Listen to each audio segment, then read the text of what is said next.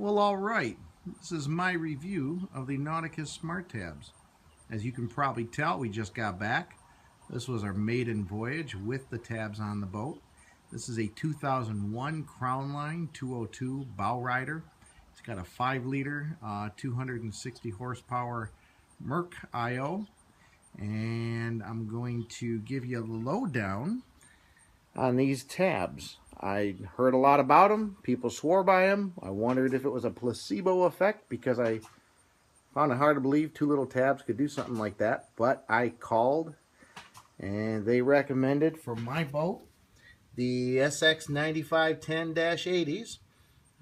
Regardless of what it says there, as far as what they apply to, they told me this was the pair for my boat.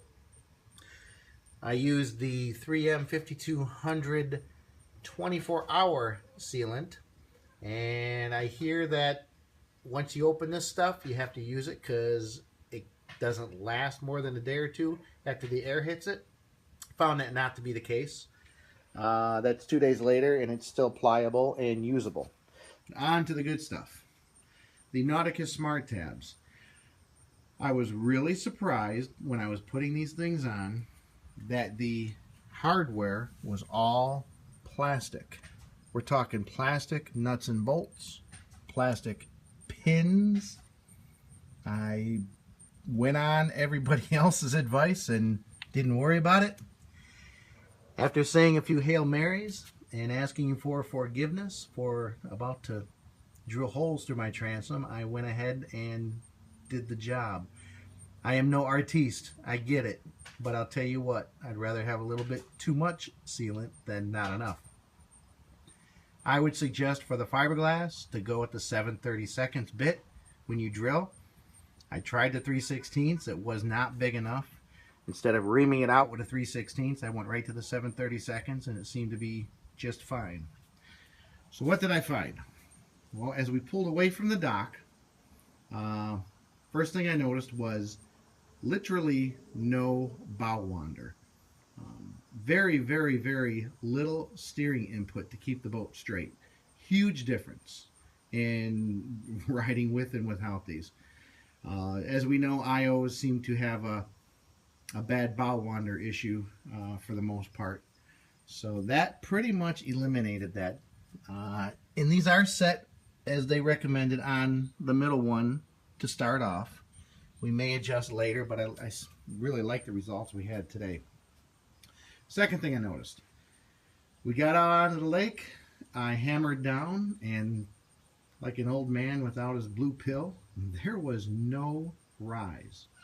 Like no rise. I read where people said it lessened the bow rise. I had no bow rise. It just came up out of the water and took off. Very, very, very impressed. So no bow wander, no bow rise when we took off. I was able to take the kids tubing, and I was able to tube much slower for the ones that wanted to go slow without the nose of the boat sticking up in the air. Very little trimming as I was underway with the outdrive. The tabs seemed to really help eliminate chine walk when I did trim up at higher speeds. And the other thing I noticed is when we got into the rollers, the nose of the boat stayed down. It slammed right into those rollers, cut them in half, and really made a big difference when it did get a bit choppy out there. As you know, a 20-foot boat in the chop, especially 8.5 feet wide like this one, it can be basically uncomfortable out there.